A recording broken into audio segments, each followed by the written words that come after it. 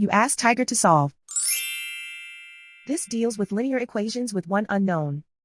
The final result is x equals 32. Let's solve it step by step. Simplify the expression. Group the coefficients. Convert the integer into a fraction. Combine the fractions. Combine the numerators. Group all constants on the right side of the equation. Subtract 3 from both sides. Simplify the arithmetic.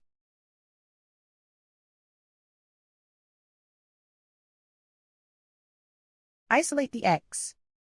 Multiply both sides by inverse fraction 2 over 3. Group like terms. Multiply the coefficients. Simplify the fraction. Multiply the fractions. Simplify the arithmetic.